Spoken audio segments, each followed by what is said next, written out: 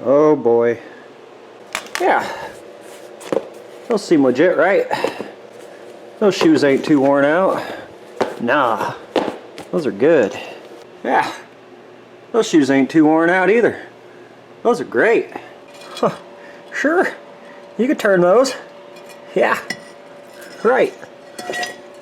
I tuned up my appearance, and as you can tell today, we're going to be working on Mouse Pierre. And the reason I call this truck Mouse Pierre is because, well, mice like to live in it. It's their portable home. And it smells like mouse piss. So that's why she gets the name Mouse Pierre.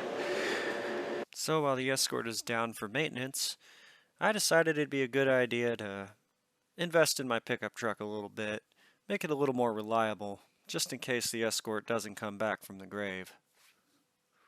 This truck and I have been through a few years together.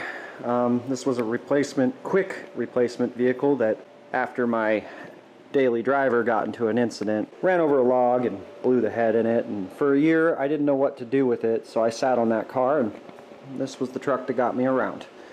She's always been in rough shape. She's a splash side, and the person before me did not take good care of it. And I've been limping it along. She's lost her exhaust system. We have a brake leak. Turns out that brake leak led me to extremely worn out brake parts, as you've seen.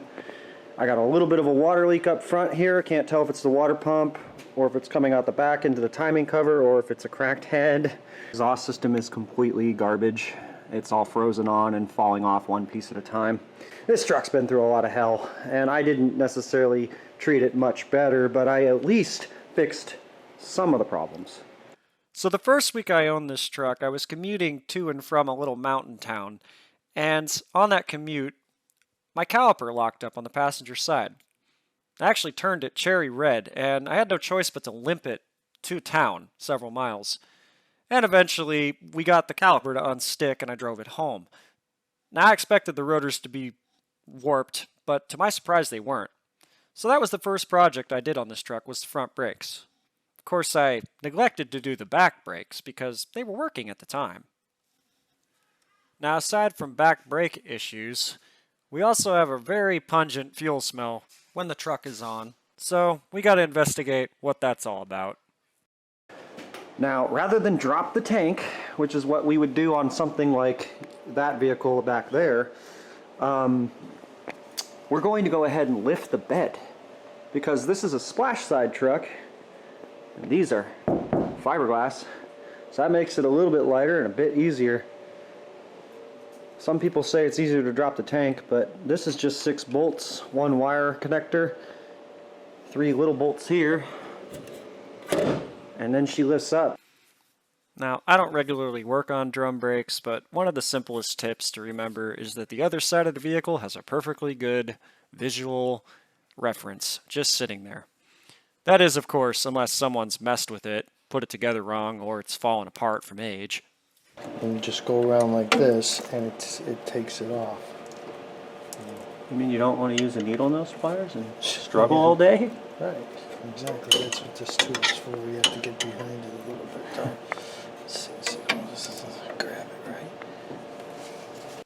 Okay, so it's time for Tales of a Guilty Conscience.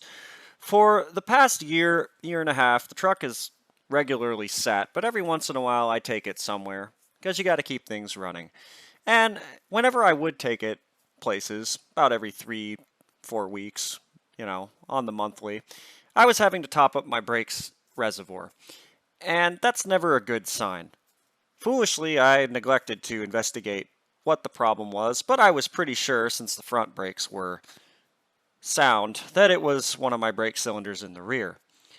Finally, after the incident with the Escort, most recent mechanical failure, I decided the truck needed to be a little more reliable because, again, I wasn't sure if I was going to be able to save the Escort.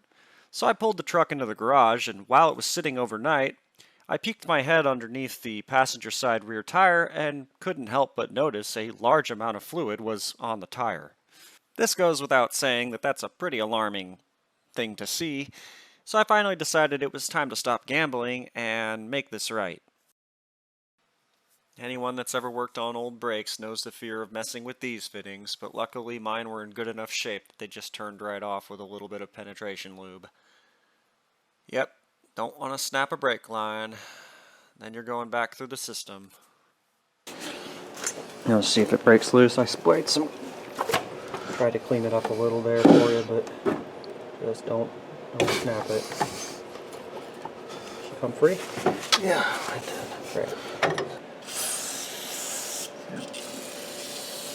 Maybe you need to take the brush. Yeah, I'll go grab it. Okay. Alright, got our new cylinder in here. Using our old bolts there. Now, I'm not going to go over detailed step-by-steps in how to do drum brakes on this video because unfortunately my old man is pretty impatient and it kind of makes it impossible for me to actually stage such a project on film. My dad was getting impatient with me, so we had to kick this into high gear on day one.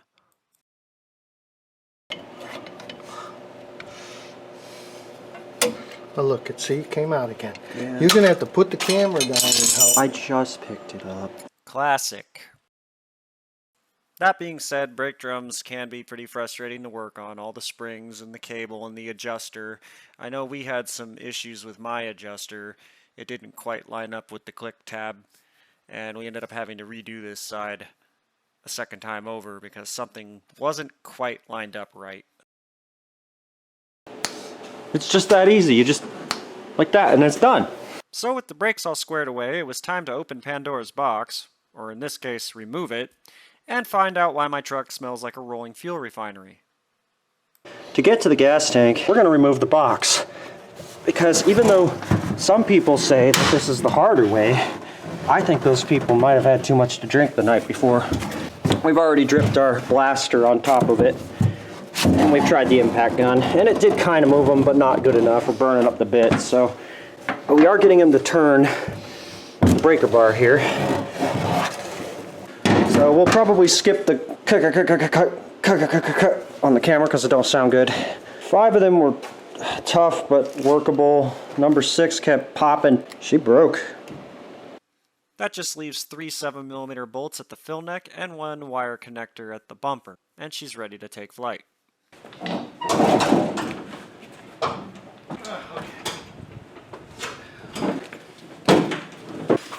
alright over there? Yeah.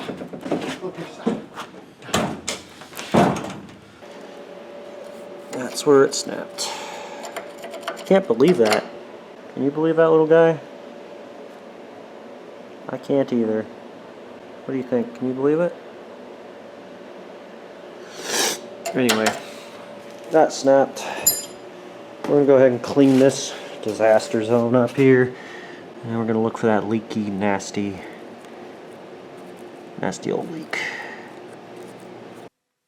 So a couple minutes later, after hitting this area with the vacuum, look at how bad that wire connector is. Totally disintegrated. If we turn it on, maybe we'll see some gas coming from somewhere. I'm gonna go and hang on. Just for a moment.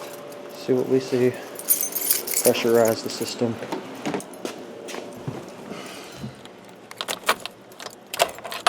Whoa, stop. Stop. All over the holy. Yeah, it's leaking bad. The whole thing shot here. This whole assembly shot. And the only reason it wasn't dripping down was it was getting sucked up by everything. By all the debris from the years, by the pine needles and mud. I don't know. Now I know what you're all thinking, and yeah, it's pretty hard to believe that that pile of dirt was holding back and soaking up enough fuel at the rate you just saw it coming out. But there were times when I would search for this leak over the past year, and I could not find an active sprayer. I would flip the key on, stick my head underneath the vehicle, searching everywhere, and the most I ever got was a little bit of a smell and a couple drops every once in a while, which led me to believe that it was the rubber seal around the sending unit that was leaking and not a break in the return line. So it was quite the surprise to see it coming out at that rate once we cleared all this dirt out of the way. No wonder I smelled gasoline everywhere. That was the only thing holding back the obvious. Yeah, of course. Oh, that's the filter. We have other names for this brand that we won't say, but it's cheaper than the other parts. So with that, we went ahead and got our new fuel pump sending unit back down and installed, and we even got ourselves a new connector. Turns out O'Reilly's had one in stock, which makes me think this is probably a common issue with these. We had a little bit of trouble making connections at first. My sending unit wasn't quite reading correctly and the pump didn't come on, so we had to clean up my wires a little bit. But after cleaning up the contacts, everything came on as it was supposed to. So all that was left to do was put the bed back down. We're going to go ahead and make this wrap up nice and quick. I don't know if you can tell, but it's raining. You know. Well, everybody, she's running. Running pretty strong. I'll be honest with you, I forgot to shoot an outro. I did forget. I've been so busy lately that it just kind of slipped my mind, and I got to the editing table and realized I forgot to shoot an outro.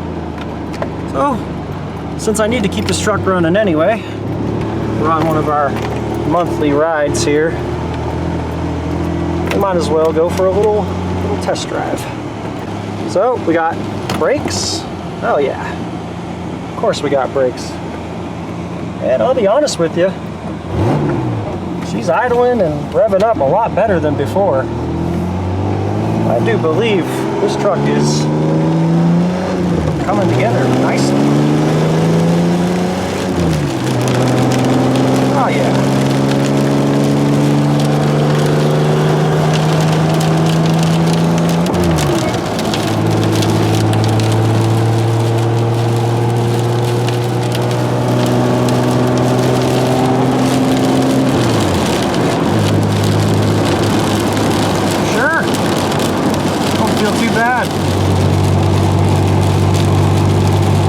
Well, everyone, I'm pleased to announce that she's a good running little rig again. Back on the road, feels more powerful than ever. Stops pretty good too. So I'll be honest, those front brakes were doing a lot of the work, and you really couldn't tell. The only tell sign besides the leaking fluid stains on the tire would be that the emergency brake didn't work, which it does work now, so got ourselves a few problems solved.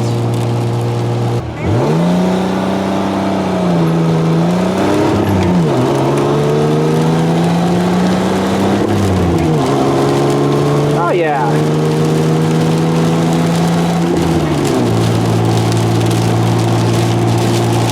Nothing like shifting left-handed.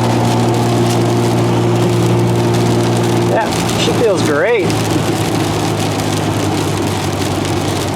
Now that she's more reliable. This way, if my Escort lets me down again, at least I have a nice little reliable rig like this to get me to and from places. Last resort and all. And she's still a lot of fun to drive. So anyway, thanks for watching, guys. Hope you enjoyed something in this video. Take care.